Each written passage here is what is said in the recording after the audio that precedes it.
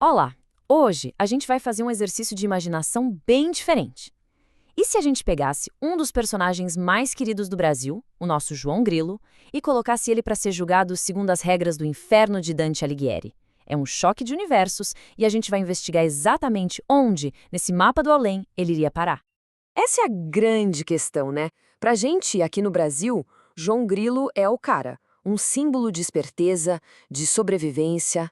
Mas e se a gente usasse a régua de um poeta italiano lá do século XIV? Ele continuaria sendo herói ou viraria um dos piores pecadores? A resposta, olha, é bem surpreendente. Ok, para a gente entender esse julgamento, primeiro a gente precisa sacar a diferença gritante entre esses dois mundos. De um lado, tem o sertão do Ariano Suassuna, um lugar onde ser esperto não é luxo, é sobrevivência contra a opressão. Do outro, a Forença do Dante. Ali, a justiça é divina, inflexível, e enganar alguém é um ataque direto à ordem do universo. Então, aqui está o ponto principal, a regra do nosso jogo. A gente vai esquecer a parte em que o João Grilo se salva no final. Lá no alto da Compadecida, a Compadecida aparece e salva o dia, certo? Pois é, aqui não tem nada disso. A gente vai aplicar a lei de Dante, preto no branco, sem apelação. É a justiça pura e dura. Agora, vamos dar uma olhada no nosso réu. Pra gente, as malandragens do João Grilo são hilárias, geniais. Mas imagina só um promotor do inferno de Dante olhando pra isso. Cada truque vira uma acusação seríssima, um item na ficha corrida dele pro resto da eternidade. E olha, que ficha, hein? O mais interessante aqui é como tudo muda de nome, muda de peso. O famoso testamento do cachorro vira simonia, que é o pecado de vender o que é sagrado. O gato que descome dinheiro, isso é falsificação da matéria, quase uma alquimia do mal. E o pior de tudo, convenceu Severino a se deixar morrer. Isso é visto como um mau conselho, um pecado intelectual gravíssimo para Dante. Bom, a nossa investigação começa lá em cima, nos círculos mais leves do inferno, e a gente vai fazer por eliminação. Para descobrir onde o João Grilo fica, primeiro a gente precisa provar onde ele não se encaixa. A primeira coisa que vem à cabeça, será que é gula? Afinal, o cara vive com fome, né? A fome é o que move ele em muitas das histórias. Mas não, essa acusação cai por terra rapidinho. O Dante era bem específico sobre isso. Gula é o pecado de quem busca o prazer da comida por puro vício. O João Grilo, ele só quer encher a barriga para não morrer de fome. É necessidade, não é vício. Caso encerrado. Ok, e a ira? A raiva? Ele deixa um monte de gente com raiva, ele provoca. Será que o lugar dele é ali? Também não. Aliás, é justamente o contrário. A grande arma do João Grilo é a cabeça fria. Ele é mestre em pensar rápido, em calcular tudo sob pressão. Ele usa a raiva dos outros como uma ferramenta, mas ele mesmo raramente perde o controle. Agora o negócio aperta. Violência. Pensa bem. O João Grilo é o responsável direto pela morte do cangaceiro Severino. Isso não faz dele um violento, um assassino? E é aqui que está a grande virada do caso.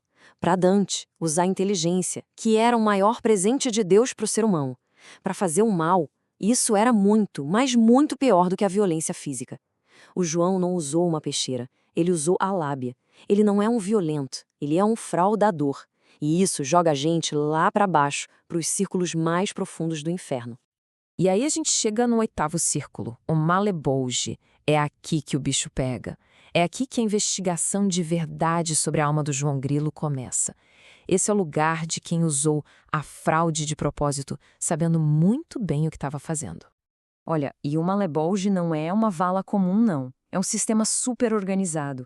Um presídio com 10 valas, 10 boljas, cada uma para um tipo de fraude.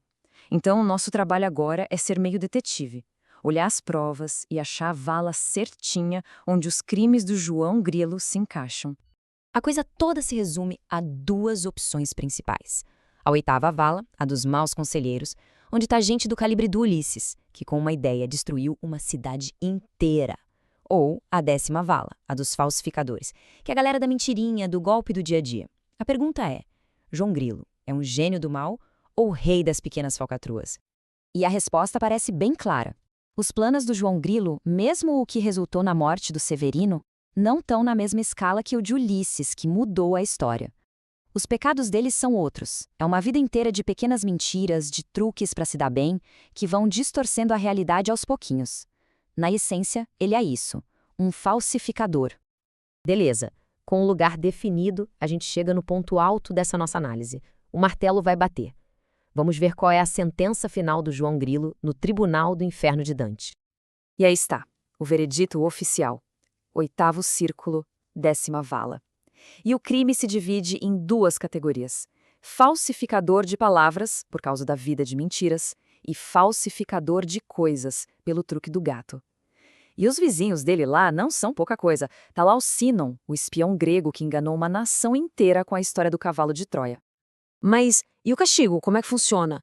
Pra gente entender isso, tem que conhecer uma ideia-chave do Dante, o contrapasso.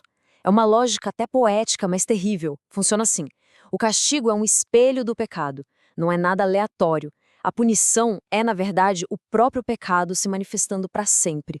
E o contrapasso do João Grilo é assustadoramente perfeito. Aquele cérebro brilhante que bolava os planos, agora ferve numa febre eterna, só produz delírio. A língua, que era a maior arma dele, fica inchada, seca, completamente inútil. Ele, que era visto como uma doença para a confiança da sociedade, agora sofre de uma doença de verdade que apodrece o corpo. E o amarelo, o covarde que sempre correu de briga, agora espancado sem parar por outros pecadores. Ok, o veredito foi dado. Agora vamos dar um passo para trás e pensar no que tudo isso realmente quer dizer. Porque o julgamento do João Grilo, no fundo, mostra um conflito gigantesco entre 2 visões de mundo, 2 visões de justiça. Para o Dante, um cara que sonhava com uma sociedade ordenada, João Grilo é imperdoável. Ele não é um herói, ele é o caos em pessoa. Quando ele mente sobre um gato ou uma gaita, ele não está só enganando uma pessoa. Para Dante, ele está rasgando o tecido da confiança que mantém a sociedade de pé. Já na visão do Suassuna, que é a visão brasileira, a que o absolve, o contexto muda tudo. João Grilo não é mau, ele é um sobrevivente. As mentiras dele são a única arma que um coitado como ele tem contra a fome, contra a opressão. A esperteza dele não é maldade, é um jeito de resistir. E a gente termina com essa provocação. O que é mais justo, afinal? Um sistema que leva em conta a história de cada um, mesmo que isso crie uma certa bagunça, ou um sistema rígido que mantém a ordem a todo custo, mesmo que para isso precise ser cruel? A resposta, no fim das contas, talvez fale mais sobre a gente do que sobre o próprio João Grilo. Valeu por acompanhar essa análise até aqui.